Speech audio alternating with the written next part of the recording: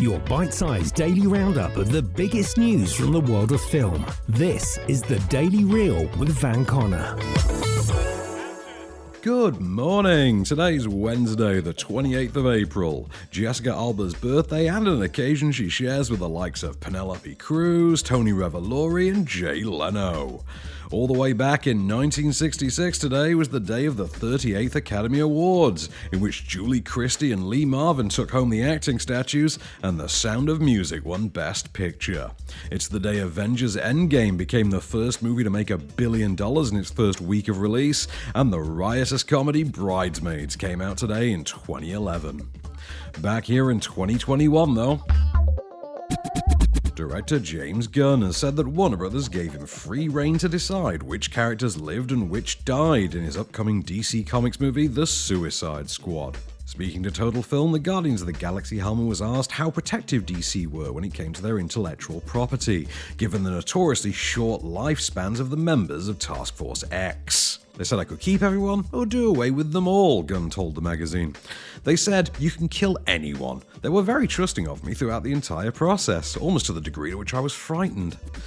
Gunn becomes the first director to helm an entirely original full feature for both the DCEU and the Marvel Cinematic Universe, in a turn that came about almost entirely by bad luck.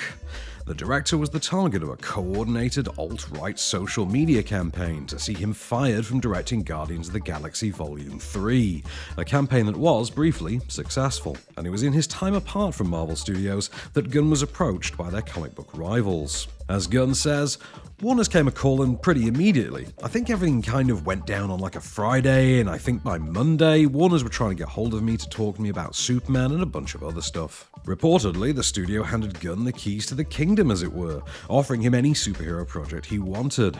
After some consideration, he chose The Suicide Squad, calling the project, quote, the thing that excited me the most. The Suicide Squad will star Margot Robbie, John Cena, Idris Elba, Sylvester Stallone and Viola Davis, and is set to hit cinemas on the 6th of August. Here's the deal.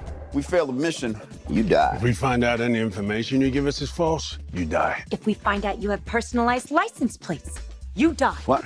No. Former co-stars Oscar winner J.K. Simmons and actor Stephan James are set to reunite for American football film National Champions.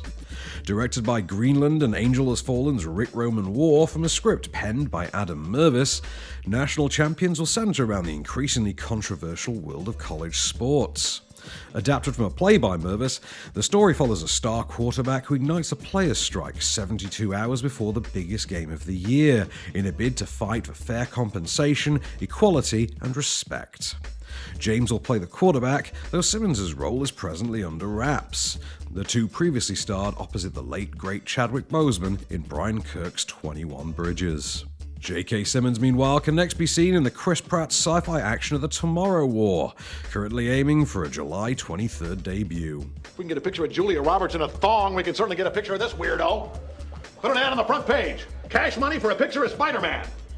He doesn't want to be famous, and I'll make him infamous. And finally, SNL's Maya Rudolph, Community's Yvette Nicole Brown, and Glee's Jayma Mays have all signed on as the antagonists of forthcoming Disney sequel Disenchanted. Our follow-on from 2007's Enchanted stars Amy Adams, James Marsden, and Idina Menzel are all set to reprise their roles, as is legendary composer Alan Menken. The first film followed Adams as Princess Giselle, an animated Disney princess banished from her kingdom by her lover's evil stepmother, and who's transported to the real world where she finds herself falling in love with a lawyer. Brigitte Hales has penned the latest screenplay for the project, which will be helmed by returning director Adam Shankman. Disenchanted's expected to commence shooting in the next 2 months in Ireland. No release date for the film's been finalised though, but it will go straight to the House of Mouse's streaming service Disney Plus upon launch. That's why I don't encourage the fairy tales. I don't want to set her up to believe in this dreams come true nonsense. But dreams do come true. And maybe something wonderful will happen. Yeah, well, I forgot who I was talking to. Also starring Amy Adams on Amazon Prime from today, you can see the acclaimed sci-fi drama Arrival, along with Barry Monday, Harlem Aria, Kiltro, The Commune and The Warlords, while Mubi are adding Anna Odell's The Reunion, and the Brazilian crime caper Get the Grift is new on Netflix. There's War for the Planet of the Apes on 4/7 tonight. Alternatively, you can catch We Were Soldiers on the Paramount Network, Bite and Resident Evil Extinction on the Horror Channel, Warcraft The Beginning, The Drop and The Crying Game are on Film 4.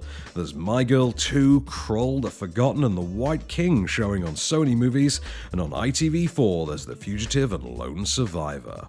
While the Sky Cinema and Now premiere for today is Matteo Garrone's Pinocchio. That was the Daily Reel for Wednesday, April the 28th. Keep it cinematic and we'll see you tomorrow. The Daily Reel is a Candystore production, presented by Van Connor and written by Calvin Prickett. All information is correct at the time of writing, and source links are in the description for each episode. Don't forget to rate, review and subscribe on all good podcast platforms, or ask Alexa to install the Daily Reel skill for your morning flash briefing. Follow the show on social at Daily Reel Pod, and we'll be back every weekday. Until then, keep it cinematic.